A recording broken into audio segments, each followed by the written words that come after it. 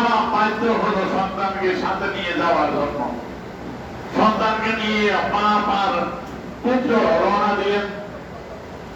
বাবা রওনা দিল হজ করার জন্য বাইতুল্লাহ, আর পুত্র রওনা দিল কেন, উদ্দেশ্য কি, হজ কিসে বোঝে না, বোঝে খোদার ঘরে গেলে, আল্লাহর ঘরে গেলে আল্লাহকে দেখা যাইব, আল্লাহকে দেখার জন্য সন্তান রওনা দিয়েছে। এখন যখন বাপ পুত্র সফরে বের হলো, যখন মিকাতে চলে আসলো, বাপ ছেলে হয়ে এরাম পরিধান করলো। এরাম পরিধান করে খানায় খাবার মক্কার উদ্দেশ্যে মিকাত থেকে যখন রওনা দিল, আসলো খানায় খাবার দিকে। খানায় খাবা যখন বসলো, যখন খানায় খাবা খোদার ঘরের নজরে পড়ে গেল, খানায় খাবার কালো কিলাম যখন নজরে পড়ে গেল, বাবা যখন চিনে এলো, ওনার প্রিয় সন্তান নীতি হলো আল্লাহর ঘর। সন্তান যখন খানায় খাওয়া দেখলো, খানায় খাওয়া খোদার ঘর দেখলো, তখন ওই সন্তান আল্লামা শহীদুল ভাই তাহাইয়াল গোলাম এইটা রুইয়াতিহি ফাখররা মাইতা। সন্তান খোদার ঘর দেখা মাত্র, খানায় খাওয়া দেখা মাত্র, বাইতুল্লাহ দেখা মাত্র সন্তান বেহুশ হয়ে গেল। ফাখররা মাইতা, বেহুশ হয়ে জমিনে মৃত্যুর কোলে ধরে পড়ল। সন্তান ওখানে ঠিক থাকতে পারলো না। সে আসছে আল্লাহকে দেখার জন্য, আল্লাহকে পাওয়ার জন্য। মনে করছে খোদার ঘর, আল্লাহর ঘর দেখলে, বাইতুল্লাহ দেখলে আল্লাহকে পাওয়া যাবে। যখন বাইতুল্লাহ দেখেছে, আল্লাহকে দেখার মন বাঞ্ছা সন্তানের মনে এমন প্রবল আঘাত দিয়েছে, সন্তান ওখানে আল্লাহকে দেখার আকাঙ্ক্ষায় বেহুশ হয়ে জমিনে পড়ে গেছে।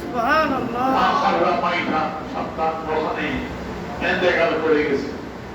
বাবা যখন আসছে সন্তানের কাছে, দেখে সন্তান বিদায় নিয়ে গেছে। বাবার খাতনা, বাপ ডাক দিয়ে বলে, আইনা খাবাদি, খাবার দিয়ে আমার কলিজা টুকরা কোথায় গেলা, আমার নয়নে মানে কোথায় গেলা তুমি। বাপ অজর নয়নে কাঁদতে কাঁদতে সেখানে বাপ একাকার। যখন বাপ কাঁদতে কাঁদতে এই অবস্থা, আয়না ওয়ালাদি কিতাবা খাবার, আমার সন্তান, ও আমার প্রিয় সন্তান কোথায় গেলা, আমার কলিজা টুকরা তুমি কোথায় গেলা। বাপ অস্থির হয়ে গেল সন্তানের শোকে। নুদিয়া মিন জাওয়ায়াল বাইত আনতা তাওয়াক্কাল বাইত ওয়া তাউল। খানায় খাবার পাশে থেকে আওয়াজ চলে আসলো, গায়েবী আওয়াজ চলে আসলো, ও আল্লাহর ওলি, আপনি চেয়েছিলেন বাইতুল্লাহকে দেখার জন্য, বাইতুল্লাহর উদ্দেশ্যে আসছেন, অযথাও আপনি খোদার ঘরকে পেয়ে গেছেন। আপনার সন্তান বাইতুল্লাহ দেখার জন্য আসে নাই, সে আসে কেন? সে আসে হুয়া তাওয়াক্কাল বাইত, সে তো তলব করেছে ঘরের মালিক যিনি আল্লাহ, আল্লাহকে তলব করেছে, আল্লাহকে দেখার জন্য আসছে। হুয়া সে রাকাল বাইত, সে আল্লাহকে পেয়ে গেছে। বলে সুবহানাল্লাহ। সে যেই জন্য আসে, সেই কাজ হয়ে গেছে। আপনার সন্তান, তারপরে ওই সন্তানকে জমিন থেকে অটোমেটিক ওখান থেকে রফিয়া সন্তানকে জমিন থেকে তুলে নেওয়া হলো। সন্তান ওখান থেকে যখন তুলে নেওয়া হলো, সন্তান নাই হয়ে গেল। তখন ফাতাওয়া হাতের আন্না লাইসা ফিল খাওয়ার ওয়া ফিল আরদ ওয়া ফিল জান্নাহ বাল হুয়া ইনদা মাকামে সিদ্দিকা মালিকিল মুক্তাদির। তখন আওয়াজ আসলো, গায়েবী আওয়াজ, একটি অদৃশ্য থেকে আওয়াজ আসলো। বলা হলো যে এই সন্তান লাইসা ফিল খবর ওয়া ফিল আরদ ওয়া ফিল জান্নাহ, সে কবরও নাই, জমিনেও নাই, জান্নাতেও নাই। কোথায় আছে? সে আছে বাল হুয়া মহান ক্ষমতার আল্লাহ রব্বুল আলামিনের নিকট সে আছে। বলেন তাহলে খানায় খাবার আকর্ষণ, নিয়ত যেমন আল্লাহ পূরণ করে তেমন। আল্লাহ বলে, আমি বান্দার সাথে এমনই করি, বান্দা আমার ব্যাপারে যেমন ধারণা করে। সুতরাং খানায় খাবার একটা আকর্ষণ আছে। খানা খাওয়া দেখার সাথে সাথে গুনাহ মাফ হয়ে যায়।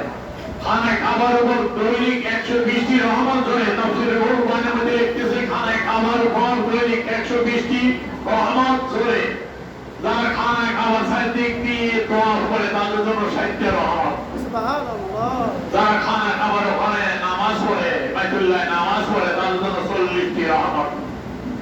এইগুলো 120টা হলো। যারা খানা খাওয়া দিকে তাকায় থাকে, বলেন না সুবহানাল্লাহ। খানায় খাওয়ার দিকে তাকায় থাকে, নজর দিয়ে থাকে, তাদের জন্য আরো বৃষ্টি রহমত বলেন না সুবহানাল্লাহ। এই হলো খানায় খাওয়ার। প্রিয় হাজিরিন, খানায় খাওয়ার সাথে হজে আসওয়াদ, সে হজে আসওয়াদের মধ্যেও খবর আল্লাহ রেখেছেন।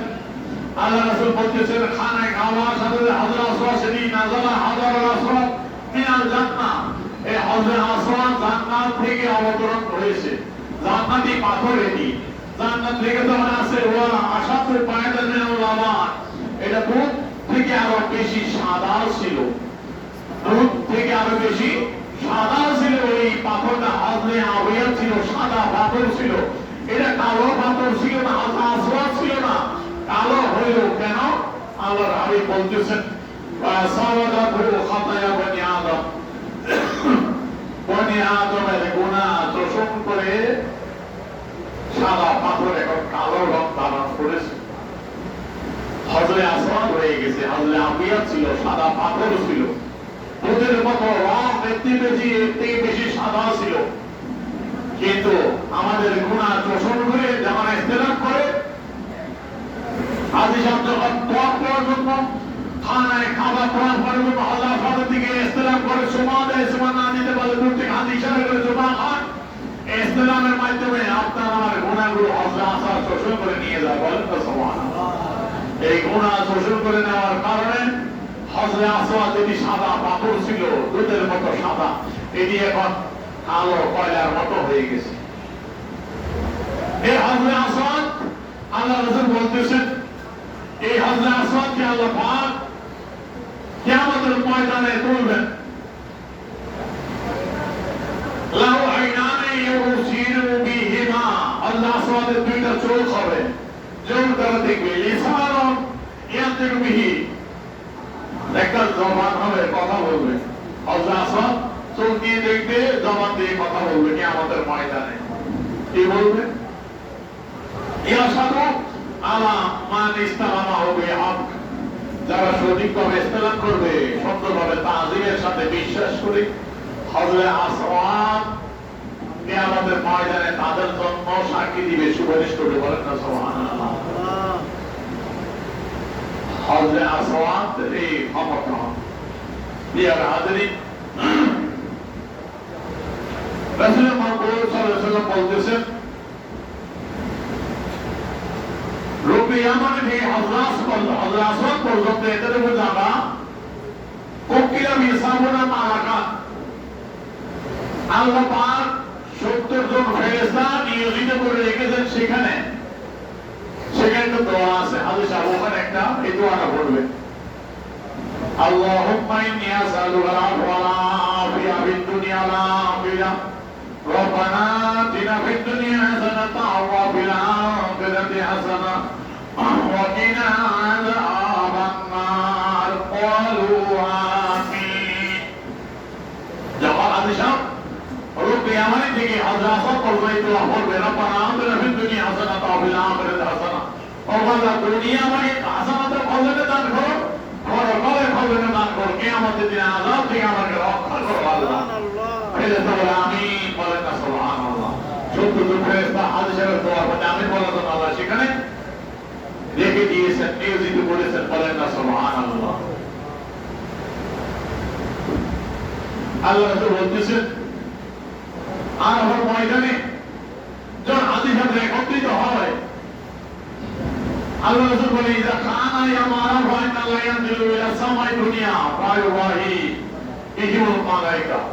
আল্লাহ রাব্বুল আলামিন আরাফার দিন জমিনের নিকটবর্তী আসমান, প্রথম আসমানে নাজলে নিক্ষেপ করে এবং ফেরেশতাদের ডাক দিয়ে বলে, সমস্ত ফেরেশতাদের ডাক দিয়ে বলে উদরু ইলা ইবাদি, ও আমার ফেরেশতারা দেখো আমার বান্দাদেরকে, ইউবাহিবিহিমুল মালায়েকা, ফেরেশতাদের সাথে আমাদের নিয়ে গর্ব করে, হাদিসের নিয়ে গর্ব করে আল্লাহ।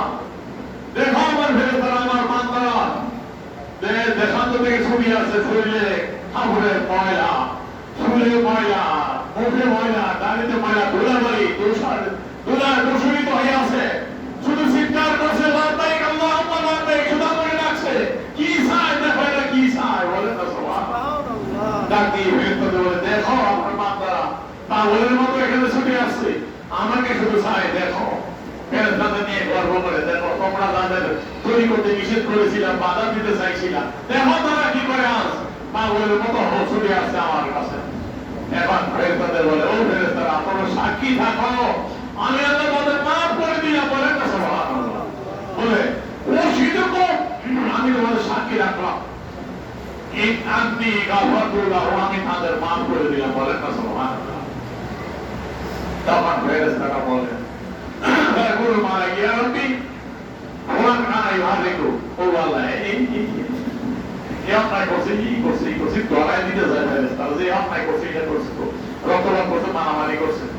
আল্লাহ ডাক দিয়ে বলেন, ফলে ইয়াকুলুল্লাহু আযজা ওয়া জাল্লা কাদ গাফারতু লাহু, ও ফেরেশতারা আমার বান্দা যতই অপরাধ করুক না কেন, আজকে আরাফাত ময়দানে এসে আমাকে যে ডাক দিয়েছে, আমি আল্লাহ সব অপরাধ মাফ করে দিলাম। বলেন না সুবহানাল্লাহ? আল্লাহ রাসূল ওই আরাফার অবস্থা বলেন, শয়তান ওই দিন আরাফার দিনে আল্লাহ এত অধিক সংখ্যক বান্দাদের মাফ করেন, জাহান্নাম মুক্ত করেন, শয়তান দেখে অস্থির ভাব শয়তানের অবস্থা হয়ে যায় ওই দিন। আল্লাহ এইভাবে হজ আরাফার ময়দানে কবুল করেন। প্রিয় হাজিরিন, হজ এটি একটি আর্থিক ইবাদত, ফজিলত অনেক, আলোচনা অনেক হয়েছে, সময় হয়ে গেছে, বেশি আর বাড়াবো না।